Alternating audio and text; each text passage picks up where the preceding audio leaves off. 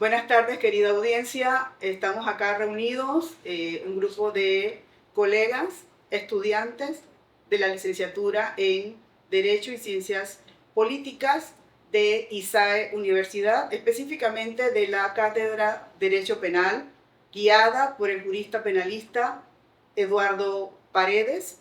Y pues vamos a hacer el tema, o vamos a introducir el tema importantísimo en Panamá, que es el hacinamiento en las cárceles. A mi derecha tengo a José Sánchez, mi colega. Buenas tardes, Mirna. Un gusto estar la tarde de hoy contigo y con mis estimados colegas compartiendo pues este tema que nos confiere el día de hoy como sociedad, como lo es el hacinamiento en las cárceles de nuestro país. A mi izquierda está Abdiel Ellis. Muy buenas tardes a todos. De verdad un placer estar aquí con ustedes y con mis colegas aquí presentes. Lisbeth Sánchez. Buenas tardes a todos. Bueno, un tema interesante para mí como investigadora criminal. Vamos a tocar a fondo temas interesantísimos. Y Milagros Mengíbar. Buenas tardes, colegas. Para mí, la verdad, es un placer compartir, debatir, manejar ideas de este tema muy sensible y a la vez muy polémico, que es el asentamiento carcelario en Panamá. Muy bien. Para introducir el tema, existe en el mundo 11 millones de reos que están en hacinamiento. En Panamá, en el 2008, se contaban 9.000. Y ahora la cifra está en 23.000. Aquí juega mucho el tema de los derechos humanos, que está definitivamente que todos los que son los tratados internacionales y nuestra Carta Magna, nuestra Constitución y nuestros códigos penales, jurídicos, tienen claramente distintivo de lo que es el cumplimiento de los derechos fundamentales, que es los servicios públicos, la salud y todo lo que conlleva en haber delinquido y que estar dentro de una cárcel. Voy a darle la oportunidad a Abdiel para que nos haga una introducción sobre el tema y con mucho gusto te escuchamos a ti. Muchas gracias, Mirna. Bueno, hoy, como bien sabemos, venimos a hablar del asentamiento carcelario. ¿Qué es el asentamiento carcelario? Primeramente, una breve introducción. Definido por la Organización de las Naciones Unidas, la ONU, el asentamiento carcelario se define como la incapacidad que tienen las cárceles para así poder alojar a todos los reos que deben ser recluidos. De esta manera provoca un estilo de vida muy fuerte en las cárceles debido a tanta sobrepoblación que hay, tanto para los reos como para los guardias penitenciarios. Los custodios como tal, ¿verdad? Exactamente. Que no tienen una vida propia en esos lugares también. Exacto. Y que al final pues se sienten parecidos o iguales a los reos que están dentro de esas cárceles, justamente por las condiciones infrahumanas en las que se ven obligados ellos a vivir, ¿verdad? Exactamente. Muy bien, muy bien. En este sentido, Milagros, ¿tú podrías darnos una pequeña introducción con respecto a este tema? Claro. Como seres humanos, seres vivos, debemos conocer que tenemos derechos, incluso aún estando privados de libertad. El asentamiento carcelario en Panamá no es más que la consecuencia de un sistema deficiente, tanto estructural como de manera operativa, teniendo como principal problema alargar el proceso para dictar una sentencia. Incluso puede convertirse en un tema social donde si no tienes un poder, ya sea económico, no tienes el recurso para poder solicitar una defensa adecuada, pasas meses, pasas años esperando una sentencia. Puede ser inocente, puede ser culpable, pero la pasas dentro de la prisión, ya que el sistema judicial no está buscando opciones viables para remediar la prisión preventiva, como no puede ser la casa por cárcel, por medio de un monitoreo electrónico, como lo puede ser los servicios sociales, o la opción que me gusta, que le tengo mucha fe, que es la reintegración social, que creo que es un tema que puede radicar de ahí el problema de por qué hay tantos reos hoy en día. Entonces, viéndolo de este punto de vista, buscando el por qué estamos en constante crecimiento y viendo una cifra que lastimosamente, yo por ser joven me duele, que somos el porcentaje más alto dentro de las cárceles de Panamá hoy en día. Incluso no pensamos como seres con corazón, no somos empáticos, no vemos del punto de vista en que a pesar de que hayan cometido un delito y hayan sido penados por la justicia, no son condiciones de vida aptas dentro de una cárcel, como las vemos en Panamá, que constantemente podemos ver la insalubridad en las comidas, las estructuras casi por colapsar, las infraestructuras terribles. Entonces, es un tema que hay que encaminarlo paso por paso, pero principalmente el sistema judicial tiene que velar para buscar opciones viables para evitar un crecimiento del hacinamiento carcelario en Panamá. Incluso la falta de agua en las estructuras, eso es algo inaudito, pero sin embargo sí existe en algunas. José, ¿qué podrías decirnos a nosotros sobre este tema? Mira, Vigna, tomando en cuenta pues el orden de ideas que trae mi compañera pues, en la tarde de hoy, hay factores fundamentales que no están siendo respetados dentro de estos procesos carcelarios. Existen pues lineamientos, leyes que nos respaldan como seres humanos, bien sea porque se hayan cometido delitos o no, propiamente por ser un ser humano. Como lo mencionas hace un momento, el tema de que dentro de las cárceles no exista el vital líquido como lo es el agua. O sea, es algo inaudito, Mirna. O sea, algo que no se puede aceptar. ¿Y dónde están los derechos humanos? ¿Dónde está la representación de lo que es la Carta Magna? ¿Dónde están los derechos que nos atribuye pues, la Constitución de nuestro país, como lo es la República de Panamá?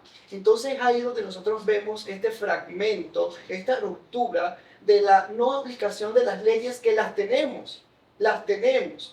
Hay una herramienta que a nosotros nos respalda como seres humanos, que es acá, lo podemos ver acá, la Constitución de la República de Panamá, constitución política que nos representa, pero no se está ejecutando propiamente.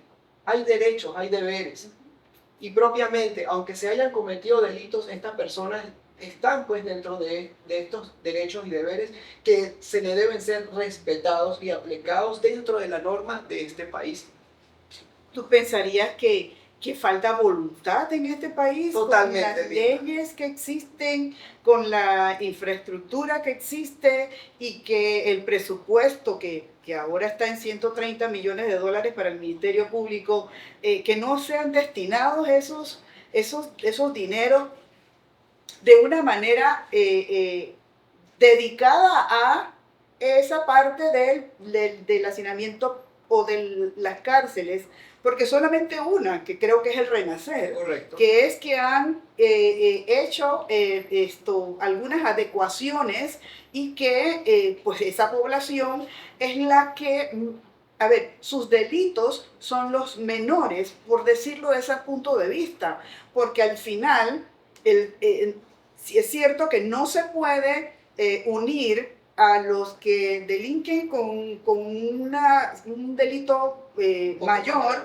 ¿verdad? Por ejemplo, los homicidas, vamos a decirlo así, ¿verdad? Los otros que son los de droga, ¿verdad? Que son las personas que están manejando el tema de trata de personas también, ¿verdad? O sea, separar, y eso creo, no estoy muy segura, pero creo que en el Renacer está de esa manera. Sin embargo, el resto de las cárceles en Panamá no están así. Todo el mundo está junto con todo el mundo. Entonces, allí, ¿crees tú que haya algo con respecto a que se pueda hacer ayudar a esas personas a que puedan salir de ese pensamiento de que soy una persona que comete delitos y que no voy a seguir siendo más nada que una persona que comete delitos. Entonces, al final aprendo cosas nuevas dentro de esas cárceles, ¿no? Correcto. Mira, hay dos puntos importantes que acabas de mencionar y hablas de un tema presupuestario. En este tema presupuestario existen un poco más de 10 millones de dólares que están destinados al crecimiento y la infraestructura de las mejoras de estas cárceles, pues para que la calidad de vida de estos reos pues pueda ser digna, así como lo estipula pues la constitución política de nuestro país. Otro tema importante del cual acabas de mencionar es el tema de la voluntad. Las leyes están, Milma, las leyes están. Las leyes están. ¿Qué pasa? A nivel administrativo y a nivel de procedimientos hay cosas que se están dejando atrás.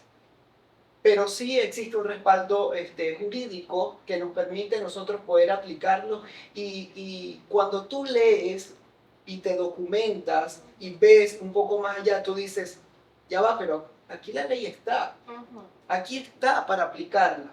Tenemos las herramientas, muchachos, pues, para poder aplicarla, pero no se está haciendo correctamente. Y pienso que va un poco más allá del tema de la voluntad, pudiera convertirse en un tema burocrático mismo. Así es, exactamente. No sé si quiera alguien más hablar sobre este punto. Bueno, me gustaría dar mi aporte. Claro, Lili. Buenas tardes nuevamente. Bueno, desde mi punto de vista como criminalista en Panamá, me doy cuenta la falencia que tenemos nosotros como sociedad. Y es un tema complejo que abarca muchos puntos. Empezando porque la criminalidad en Panamá no solamente es lo que vemos en las cárceles, sino que las cárceles no son más que el centro de contención, pero no de reformación para esos privados de libertad. Bien.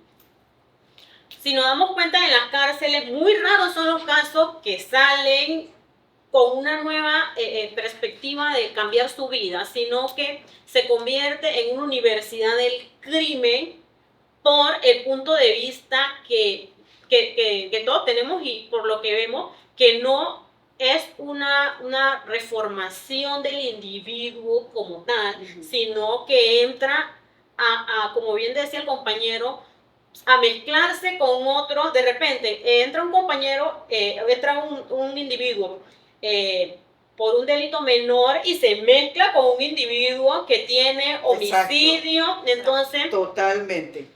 ¿Qué tipo de consejos recibe? Si lo meten en la misma celda, claro, su mentalidad deja de ser de un robo y el día que sale a cometer delitos mayores.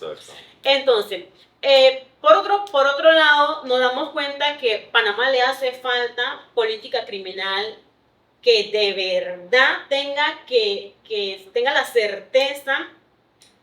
Recordemos que la política criminal no es más que lo que hace el Estado para poder evitar los delitos y poder... Con los ministerios, con los diferentes ministerios. Sí, es el trabajo que ellos hacen. El órgano judicial, el Ministerio de Gobierno. Es el trabajo en conjunto que hace el Estado para evitar ese tipo esa es la política criminal, o sea, el trabajo que hace el Estado para evitar ese tipo de comportamientos en la ciudadanía. Ajá. Pero no, siento yo, pues, que no ven la certeza del castigo y no son políticas efectivas que eviten que una vez la ciudadanía deje de hacer lo que va a hacer porque sabe que hay un castigo. Si no siento como que no tienen como ese temor a las leyes, si no hubiese tanto detenido en Panamá. Yo que gracias al entorno, que es ahí donde mencionaba anteriormente, de la raíz del problema. ¿Qué sucede si un reo termina su sentencia, va nuevamente a reincorporarse, tratar de reincorporarse a la sociedad? Regresa a su comunidad, a sus vecinos, sus amistades, pero vive en ese círculo de situaciones ilícitas, de violencia, Pobreza, pobreza. Entonces, no logra conseguir un empleo, no logra por su... adaptarse a la sociedad, que es entendible, Sí. que es entendible. Ahora, Entonces, perdón que te interrumpa. No. Es comprensible, entendible, como mencionas, de que ninguna empresa pueda querer contratar a una persona que ha salido de una cárcel, ha pagado su condena, ¿verdad? Y que al final, pues pagó su condena. Incluso creo yo que, sí sé que han salido profesionales estudiosos de programas de estudio dentro de las cárceles. pero no hay mucho énfasis, ¿sabes? No hay mucho, Ok. como lo que menciona José, no Ujú. hay esas ganas de poder incrementarlo. Tengo conocimiento que hay tema de banistería, Sí. hay varios temas que la verdad a mí me parecen bastante interesantes porque dentro de la sociedad son trabajos que pueden moverse fácilmente. Entonces, ¿de quién está ganando? ¿Qué pasa? Disculpa. ¿Qué pasa cuando el reo pues regresa a la comunidad, reincide en lo mismo? Va a volver a caer dentro de la cárcel. El ser humano piensa que es un castigo para los reos, que no tengan agua potable, que coman lo que sea que coman, si comen bien, si no también. El ser humano piensa, comete un delito, que sufra en la cárcel. Esa es la balanza en que el reo de verdad se siente castigado o nosotros pensamos que eso es un castigo para él, porque el gran porcentaje vuelve a caer preso. Y esa es una perdón José, esa es una de las estadísticas que encontramos en nuestras lecturas, de que la reincidencia de esa misma persona es la que también está creando ese hacinamiento en las cárceles. José. El tema de la reinserción o la reintegración social de estos reos es muy importante y juega un papel fundamental. Porque si nosotros como sociedad estamos en constante señalamiento de estas personas nunca van a formar parte de una sociedad en la cual vaya en crecimiento.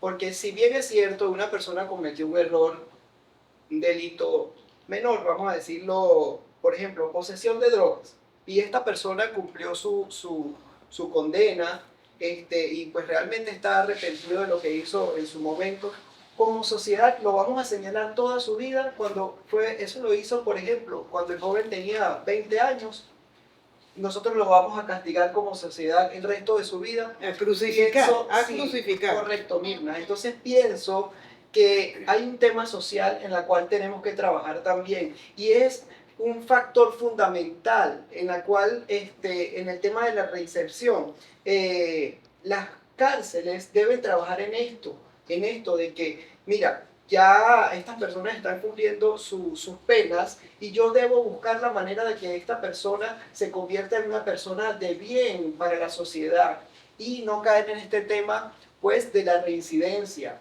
Porque un alto porcentaje de las personas que están dentro de las cárceles es este tema de la reincidencia, pero por el mismo señalamiento social. Entonces, ¿qué estamos haciendo? Sale de la cárcel, dura un año dentro de la sociedad y vuelve a entrar a la cárcel. Entonces es un círculo vicioso. Exacto. Donde como sociedad, ¿qué estamos haciendo nosotros? Y una cosa que quería aportar con lo que dijo mi colega Lisbeth es que es cierto, como no hay tanto espacio en las cárceles, se junta a personas que han cometido delitos menores con personas que han cometido delitos con un alto porcentaje de gravedad. Entonces, al momento de salir, cumplen su pena.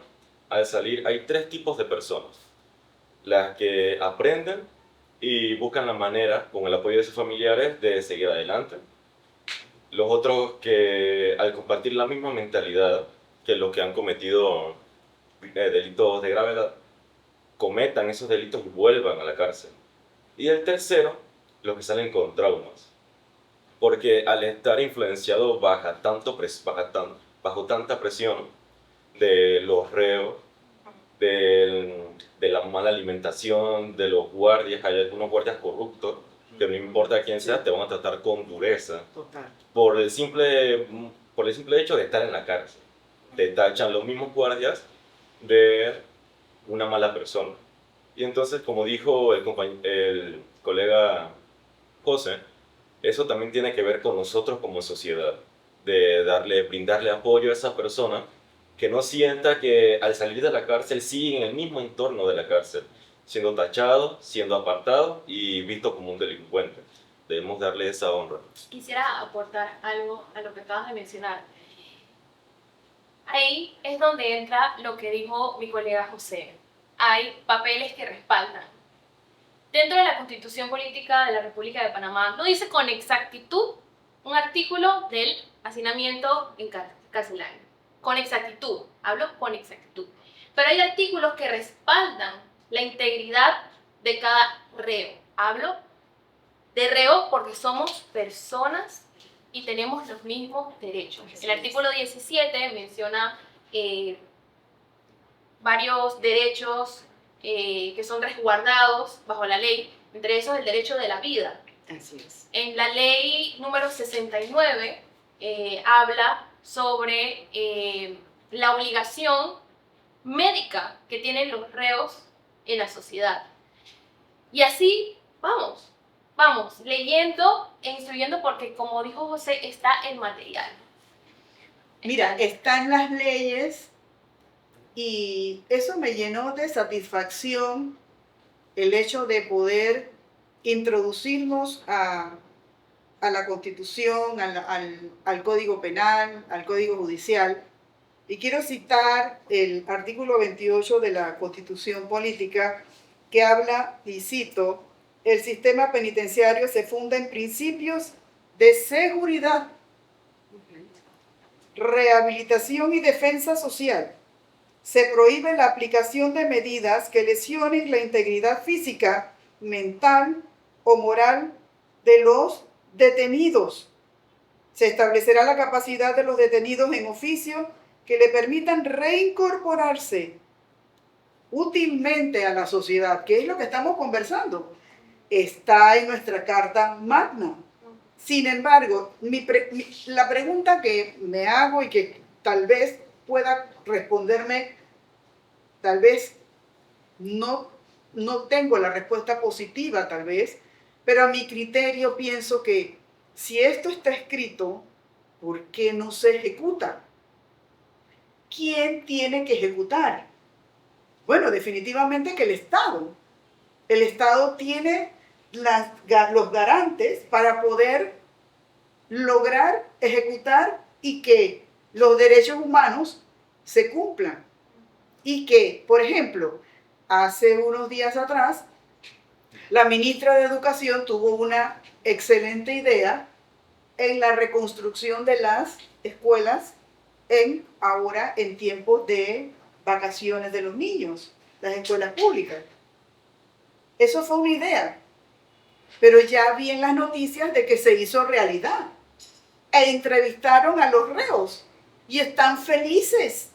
Claro que hay custodios con ellos, pero están felices en tema de albañilería, en tema de todo lo que tenga que ver con mantenimiento de las escuelas. La construcción. Las construcciones. Entonces, al final, no estoy segura, y esa es la parte que no estoy segura, si son reos de delitos leves. ¿De acuerdo? Que son reos de delitos leves o reos que se han ganado esa oportunidad de salir y dar apoyo a su país, porque así lo manifestaron. Entonces, ¿qué tenemos en nuestras cárceles? Tenemos personas que han delinquido, que han tenido una situación difícil, ya sea porque en el entorno donde viven, ya sea por la pobreza extrema, porque definitivamente no es el tema, pero está incorporado, la pobreza extrema existe en nuestra capital, no está en las montañas, está en la capital, a unos cuantos pasos de nosotros. Entonces, al final, es como una política integral. Y ahora que nos vamos a la ronda de preguntas, quisiera que al final concluyéramos con respecto a la ley 328, que es la política de criminalidad, con respecto a qué es lo que esa ley está pretendiendo, que fue el 10 de octubre del 2022, y que lleva 1 año y meses, y qué está pretendiendo hacer para poder que esta situación del hacinamiento de las cárceles disminuya.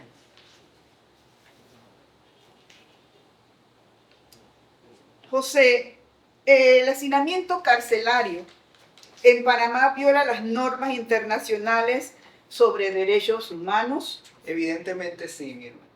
Evidentemente sí, y lo tenemos palpable, como lo decías tú hace un momento, a pocos pasos de nosotros.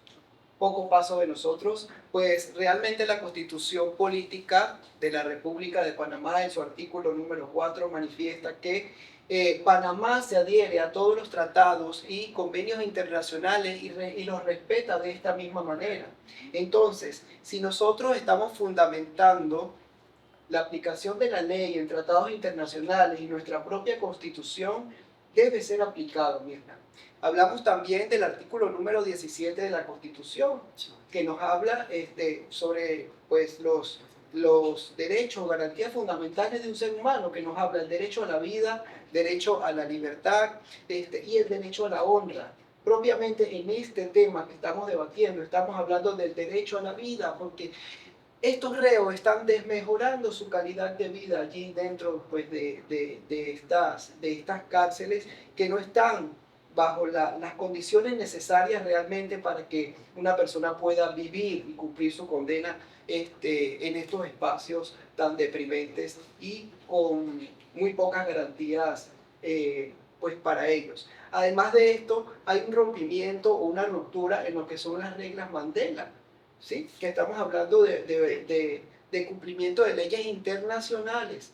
Te estoy hablando propiamente, Mirna y estimados colegas, de leyes internacionales, pero fíjate, te acabo de mencionar artículo número 17 de la Constitución, que lo habla claramente. Artículo número 19 de la Constitución, no habrán fueros ni privilegios pues para las personas por tema de discriminación racial, sexo. Entonces, aquí hay un tema discriminatorio.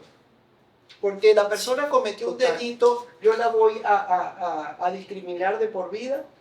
Entonces sí hay un tema discriminatorio. Y así te puedo contar muchas otras leyes pues que no están siendo aplicadas. Y por eso yo manifiesto mucho el tema de que las leyes están, pero ¿dónde están los organismos nacionales que permiten que estas leyes sean aplicadas correctamente y que se garanticen los derechos constitucionales para estas personas?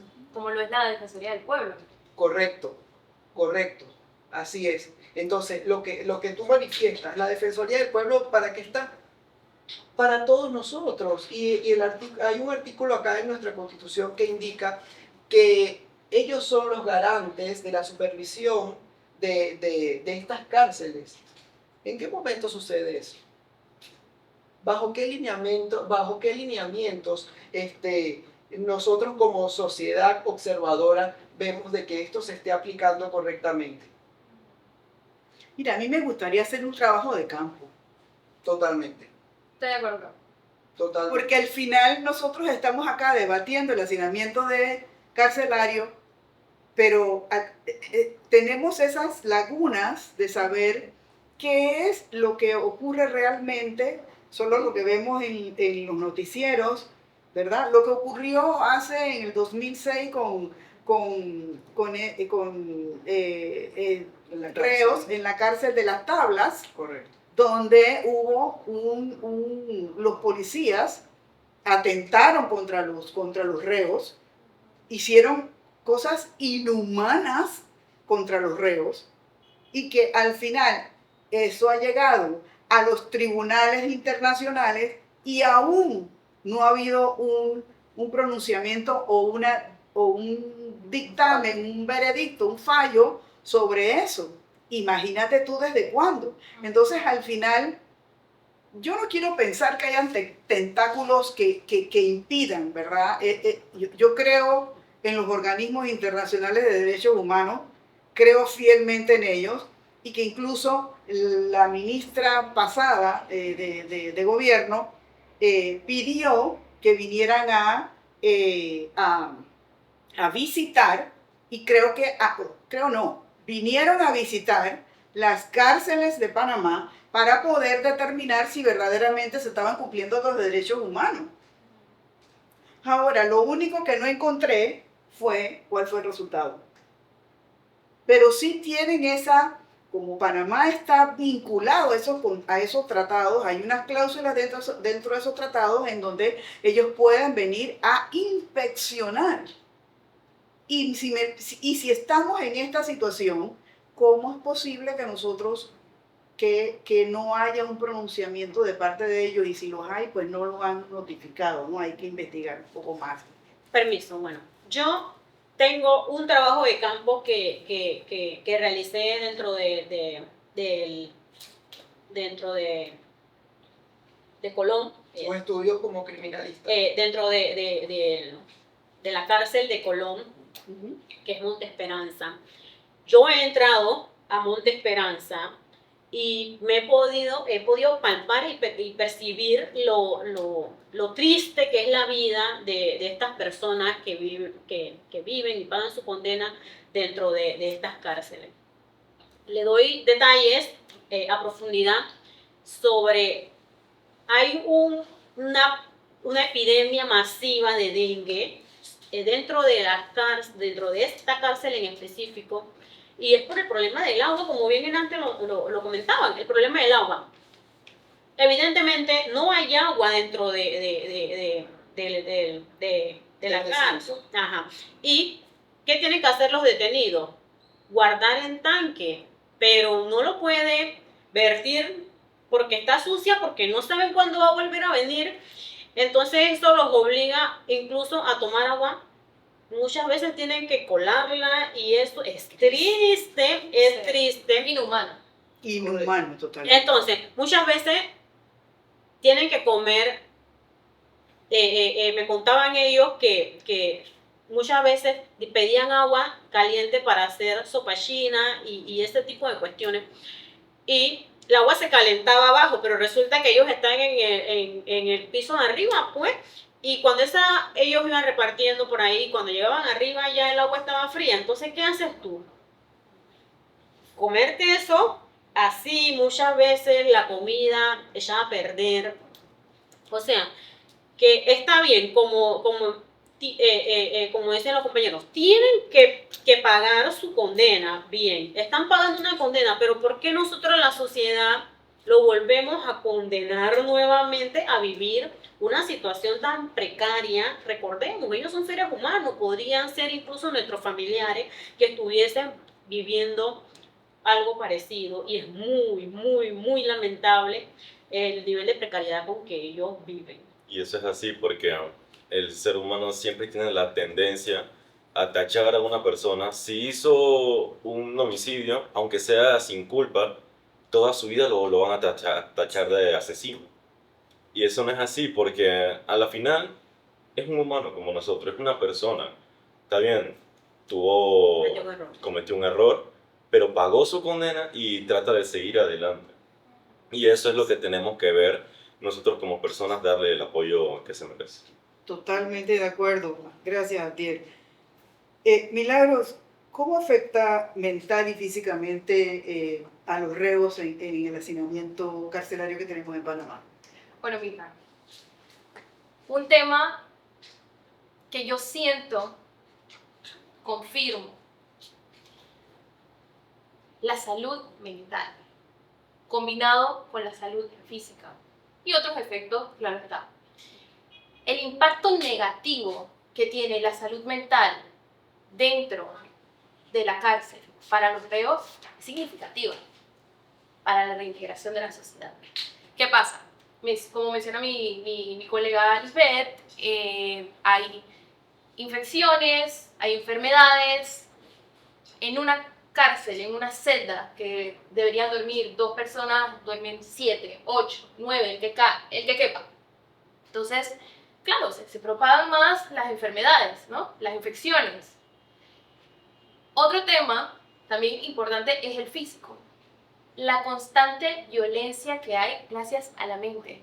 Tú estás encerrado en 4 paredes, la mente te traiciona. No estás involucrando tu tiempo en algo productivo dentro de la cárcel que ayude, ¿sabes?, a despejar un poco la mente y a poder fluir los años, los meses que tengas en tu condena. Entonces, ya teniendo estos 2 puntos de vista, está dentro de la ley que tienen derecho a un psicólogo. Está. Lastimosamente, investigué y no se practica con frecuencia. Entonces, es un tema gravísimo. La salud mental y física para el reo dentro de la sociedad. Se vuelve una crisis para nosotros, para la población. Y eso es lo que a veces no logramos comprender. Que si ellos están en la cárcel, no me interesa. Como mencionaron anteriormente, el ser humano no es empático hasta que te pasa, hasta que tienes a un familiar cerca. Y ahí empiezas a pedir la justicia. Entonces, al ya ser un tema de crisis dentro de nuestro país, importante tratarlo. Siguiendo un poco el tema de lo que menciona en esta oportunidad Milagros, hay personas pues dentro de las cárceles que propiamente sufren estas enfermedades, haciendo énfasis un poco en lo que ella menciona de las enfermedades mentales. Es la consecuencia o el producto del ocio o la falta de actividades dentro de estos centros penitenciarios. Totalmente de acuerdo. Hay mucha gente con talento, colegas, mucha gente que tiene los talentos allí para hacer distintas cosas, como lo mencionaba hace un momento Milagro, ebanistería, un sinfín de actividades que pueden realizar y pueden ser personas muy productivas, pero el tema del hacinamiento, donde por ejemplo en una cárcel pueden haber 4.500 personas y para las 4.500 personas existen 2 médicos, 4 médicos. ¿Cuánto le va a tardar a un médico poder atender a esa persona? ¿Qué tanta medicina hay dentro de un centro penitenciario para poder atender las necesidades de primera instancia? ¿Cuáles son las garantías pues del cuidado de salud de estas personas? ¿Se le hacen revisiones periódicas indistintamente que tengan alguna condición médica o no? Ahí dejamos las preguntas en el aire. Para Definitivamente. una cita es, Correcto. para el detenido está enfermo de una enfermedad, valga la redundancia, qué sé yo, VIH, y para poder ese detenido poder salir a una cita médica, porque dentro de las cárceles no es que haya doctores especialistas en nada, son enfermería y algo así bien leve, pero especialistas para atender ese tipo de enfermedades, pues no. ¿Qué tienen que hacer? Tienen que sacar cita y eso es una burocracia grande para que ellos puedan salir a sus citas de control. Imagínense que las citas de control sean periódicas. Muchos fallecen en ese intento porque las citas son, si es para las personas que estamos en libertad, a Dios gracia, y se nos complica mucho conseguir una cita. Imagínense esas personas detenidas, ¿cómo hacen? Y en las cárceles también ocurren lesiones y enfermedades que necesitan tratarse inmediatamente el mismo día. Y entonces, como solo hay 2 médicos, 3, ¿cómo hace esa persona si ya hay por delante para tratarse? Debido a la insalubridad que hay también en los centros penitenciarios, un corte podría pasar a una amputación de mano. La pregunta aquí es, ¿cuántos derechos se están violando? Mucho. Total. Muchos. Mira, voy a hacer una pregunta a Abdiel, a mi colega Abdiel. ¿De qué manera el hacinamiento fomenta la violencia? Yo creo que ya la hemos comentado un poco, pero la violencia dentro de las cárceles. Muy bien, Miguel. La violencia en las cárceles se fomenta por muchísimos canales. Ahora con el hacinamiento, como hay una sobrepoblación, supongamos que en una cárcel solamente ocupan 3.000 personas, pero se llena con 6.000 personas, pues los recursos básicos como el agua, la comida, las demandas no abastecen. a todas las personas por igual, porque solamente son pensados por 3.000 personas en este ejemplo. ¿Y qué sucede? En las cárceles se forman grupos. Se forman grupos en los que se ve quién lidera, quién manda o quién es el jefe, por así decirlo. Para que ese grupo tenga cabecillas, exactamente. Y ese grupo se va a encargar de ver quién es el más fuerte y quién puede obtener más acceso, quién debe tener la prioridad sobre otros reos. Y entonces, al determinar eso, los otros no se quedan satisfechos. Entonces ahí es donde ocurren las rencillas la entre, rencilla entre unos y y actos violentos y muchas cosas más. Por ejemplo, también, como está la corrupción hoy en día, muchos reos, sepa quién les hace llegar productos. Cigarrillos, celulares, drogas, marihuana, todo ese tipo de cosas. Y entonces, al hacer ilegalidad y apuestas, también puede que también ocurran conflictos. De igual manera, como lo dijo mi colega José, el ocio. Al haber tanto hacinamiento, tanta sobrepoblación, ¿qué sucede? Los reos se estresan, no tienen una salida, un escape para poder recrearse, para poder, por así decirlo, salir al aire libre y hacer diferentes actividades que los ayuden a la reinserción en la sociedad. Y entonces, como no abastecen, el estrés deben liberarlo de alguna u otra manera. Si no es en actividades productivas, serán actividades violentas, como bien vimos. Muy bien, gracias, Abdiel. Lisbeth, quería hablar, bueno, sé que tiene la experiencia con respecto a la criminalidad, pero la criminalidad en delitos leves, ¿eso aumenta la población penitenciaria? Pues bastante, porque si bien nos enfocamos en cuántos detenidos hay dentro de las cárceles que estén cumpliendo una condena por delitos como homicidio, que son delitos graves, separemos cuáles son los delitos leves de los delitos graves. Contra la vida e integridad personal estamos hablando de delitos graves, pero cuando hablamos de un hurto, estamos hablando entonces de delitos leves. Pero igual, son condenados y ¿dónde van?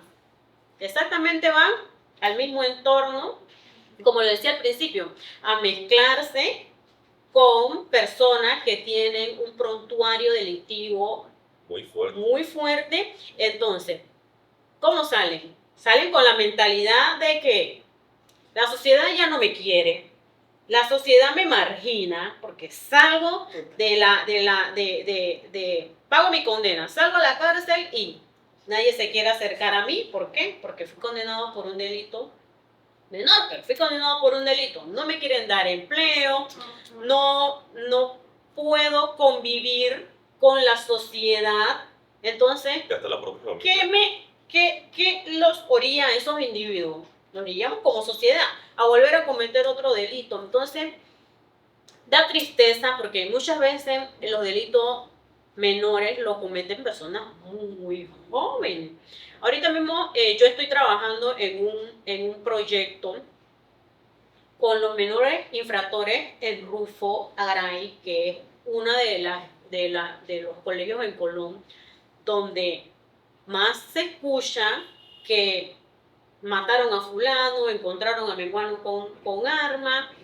A mí, como colonense, orgullosa colonense, me preocupa de sobremanera, porque ¿qué le estamos dejando entonces a nuestra descendencia, a nuestra niñez, al futuro de este país, si no atacamos la raíz? ¿Y cuál es la raíz? Empezar a atacar la mentalidad de esos que vienen creciendo, atacar la mentalidad de esos menores que todavía podemos rescatar, los menores infractores, rescatarlos de ese ambiente hostil. Dicen que porque vienen de ambiente hostil, afecta lo que ellos vayan a hacer el día de mañana. Pues yo difiero mucho. Yo coincido contigo. Yo difiero mucho porque totalmente. Yo crecí y viví mi niñez en un área muy hostil de Colón, que es Calle 12. Viví mi niñez ahí y hoy en día yo soy una profesional. Yo en mi vida he delinquido. Entonces, y así como mi experiencia, tengo la de muchos conocidos que vienen de áreas muy delicadas de Colón y que nos damos cuenta de que haciendo un buen trabajo se pueden rescatar esos menores de las calles, pero el trabajo no es solamente del Estado, el trabajo es en conjunto, la familia, la sociedad, todos debemos poner un granito de arena si queremos un país mejor. Mire, vamos a la ronda de conclusiones. Yo solamente para aportar lo que Lisbeth comentó, sí, definitivamente tiene que ver, juega mucho el tema de lo que es el sistema penal inquisitivo en que estábamos antes, ¿verdad? Luego el mixto, ¿verdad? Porque estábamos entre el mixto y el acusatorio y ahora estamos en el acusatorio. Y en esa transición entre el mixto, entre el inquisitivo, mixto, acusatorio, entonces como que se olvidaron del conteo de penas, ¿verdad? Y dentro de las cárceles están personas que ya han cumplido su pena y han doblado su pena por el hecho de que no está el proceso establecido para que haya ese conteo de penas y que puedan salir de las cárceles. Entonces, al final, yo siento y creo y aquí voy a dar mi conclusión, pues, porque al final yo siento que estaba de acuerdo con José anoche con respecto a la ley 328, pero la volví a leer, José, y de verdad siento que esa ley nos va a ayudar. Nos va a ayudar muchísimo porque es como la estructura, ¿verdad?, de organizar a todos estos que hemos hablado, Procuraduría, lo que es el órgano judicial, la Defensoría del Pueblo, el Ministerio Público, o sea, toda esta educación, salud, ¿verdad? Entonces como que esa es la ley que va a decir, bueno, yo tomo la batuta y te voy a guiar. Entonces esa parte pues la dejamos para otro tema, pero ya pues ya te digo que lo conversaremos porque ahí tenemos que hacer un intercambio. Hacer intercambio de ideas, ¿verdad? Entonces, vámonos entonces a la ronda de conclusiones ya para poder ir cerrando este debate y pues vamos, José, con tu conclusión del tema.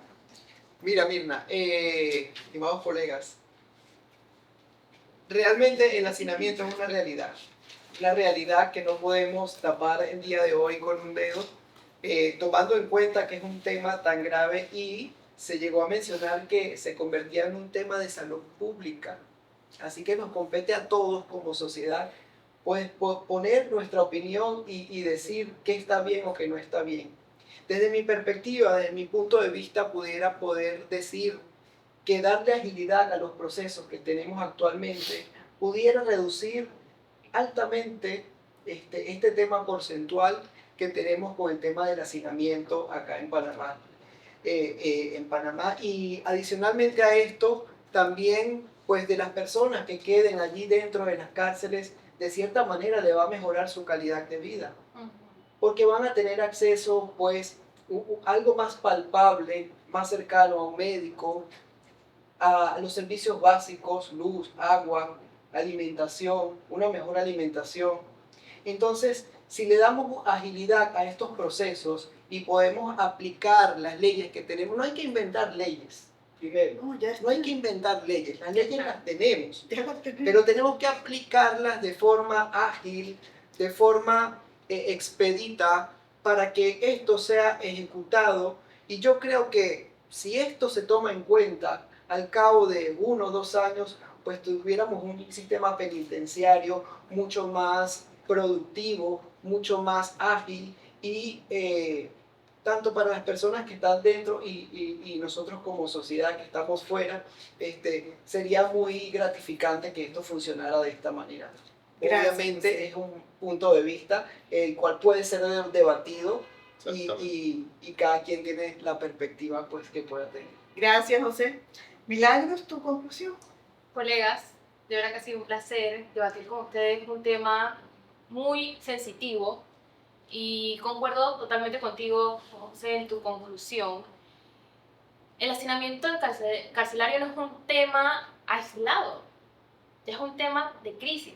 Entonces el sistema judicial tiene que empezar a poner un poco más de cuidado, estar detrás, para poder entonces agilizar todos los debidos procesos, tanto como mencionaste antes, Mirna, de personas que ya cumplieron sus condenas y las duplican, no han salido porque pues, su proceso ni siquiera ha sido verificado, como las personas que están esperando una sentencia y pues la única vía que se toma es la retención preventiva. Entonces, repito, gracias. Un Gracias, tema que la Milagros. verdad me ha gustado mucho tratar, instruirnos. Como repito, es una crisis actual en nuestra república. Y que toda la sociedad debemos estar participando en ella. Abdiel, cuéntanos. Bueno, colegas, Mirna, José, Lisbeth y Milagros, yo estoy encantado con lo que hemos hablado el día de hoy. Vimos que, aunque es una triste realidad, es una realidad. Que no solo nos compete a nosotros como sociedad tratar de solucionarlo, sino al Estado y a todas las autoridades competentes que tengan la disponibilidad y tengan la facultad para poder así agilizar un poco más el paso en las cárceles. Y algo, en mi opinión, que yo pensando me gustó, que hablamos sobre que hay algunos presos que tienen habilidades desconocidas que tal vez las aprendan en las cárceles. Y yo pensando en plan, ¿qué sería si en vez de estar en la cárcel, excluido, mal influenciándose con otros presos con delitos mayores, pudieran tal vez ayudar a la sociedad mientras cumplen sus penas?